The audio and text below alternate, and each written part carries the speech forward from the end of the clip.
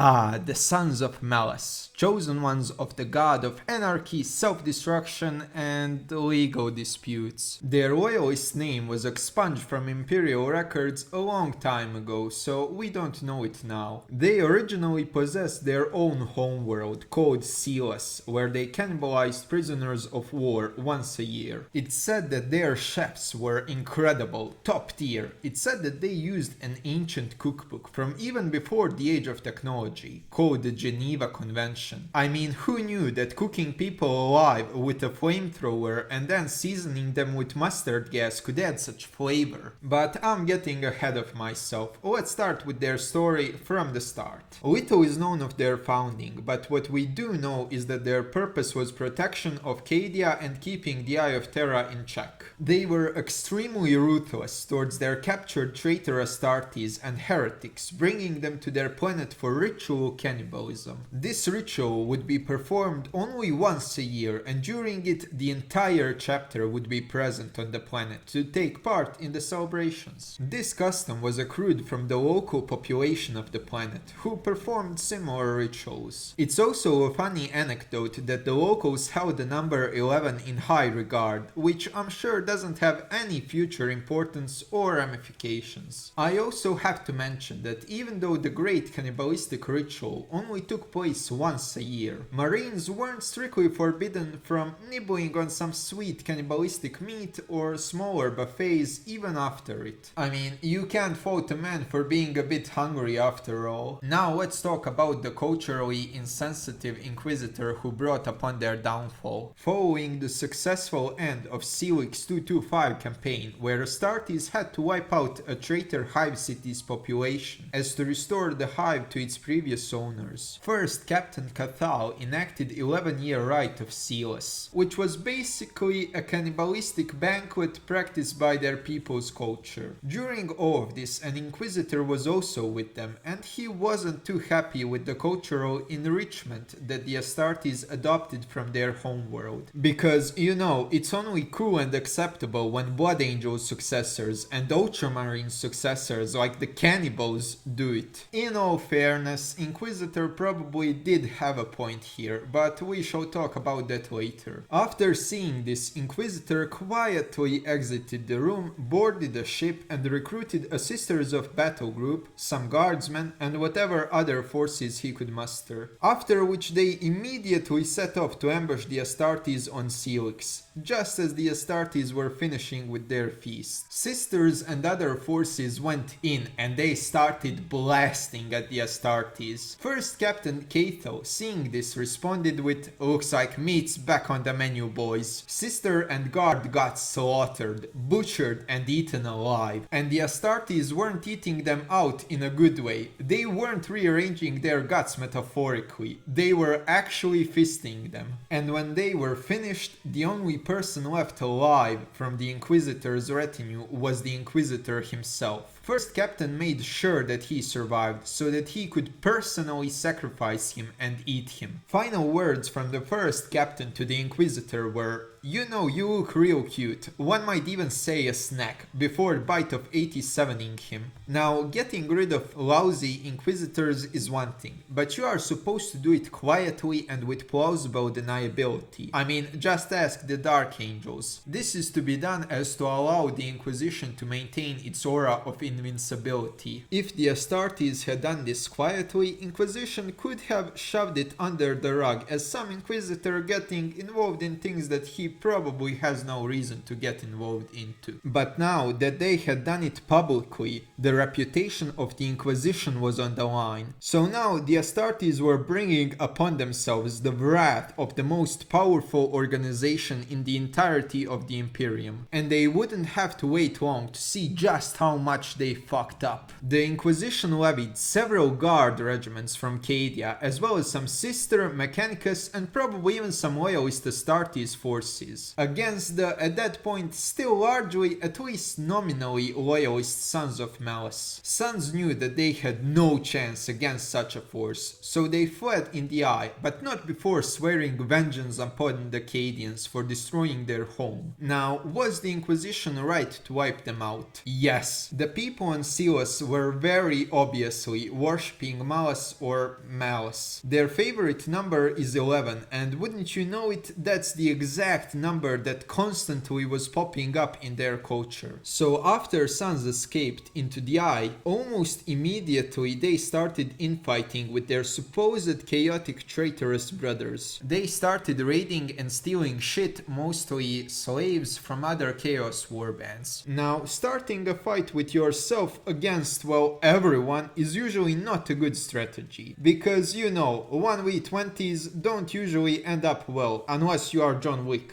John Wick's the Sons weren't, and they would have been curb stomped if it wasn't for the intervention of their patron god, Malice, who saved them and, I guess, adopted them. Also, can we just point out how funny it is that a cocaine-addicted rat and an Indian tech support guy became or are soon to become gods before Malice? Okay, I should probably clarify why I keep using Malice and Malal interchangeably. It's because when Games Workshop was still a relatively small company, they hired 2 freelance writers to write up a character for them. They came up with Malal, god of chaos that fights against chaos itself, truly embodying the self-destructive nature of chaos. And another character that's his champion, but he's from fantasy, so we don't give a shit about him for now. Them being freelancers and not technically working for Games Workshop meant that they owned the characters, meaning that if Games Workshop wanted to use them, they would have to pay royalties. GW said fuck off, we love shooting ourselves in the foot, and decided to create Malice. He is a carbon copy of Malal, but with a new name that can be trademarked. The reason Games Workshop doesn't do more with him is that because he is so similar to Malal, if the authors of Malal decide to sue them, they might win by saying that Games Workshop is just using their IP without giving them royalties. Okay, with boring Malice legal issues out of the way, let's continue with the lore of the Sons of Malice. After being rescued, they decided that one of their ships, called the Labyrinth, is to become a temple to Malice. Every once in a while, all the Sons will gather on the ship, since you know they lost their planet, so they can do it over there, with each of them carrying a single slave that they shall later on consume. After that, they shall go deeper in the ship, going straight to the underhull that's unprotected by Geller fields. Most of them will turn back, some shall die, but every now and then one of them shall emerge, changed to become the chapter's champion. Now, this is a story that the chapter master tells them. In reality, they are just a sacrifice that shall be used for a ritual to summon Malal into the real world. For this, they need 11 champions. And would you look at that, the 11th champion has just been found. This is where their war officially ends, with them participating in the fall of Cadia, where their fleet gets scattered. But I do have a theory as to what they did next. With the fall of Cadia, their vengeance against them has been fulfilled. Thus, I believe that instead of summoning Malice to destroy Cadia as they originally planned to, they instead summoned him near their homeworld to help them retake it. With Malice, of course, being a chaos god that needs constant new emotions to sustain himself in reality, vanishing quickly afterwards. Okay, that would be it. If you like this video, smash like and subscribe, and I'll see you in the next one. Goodbye.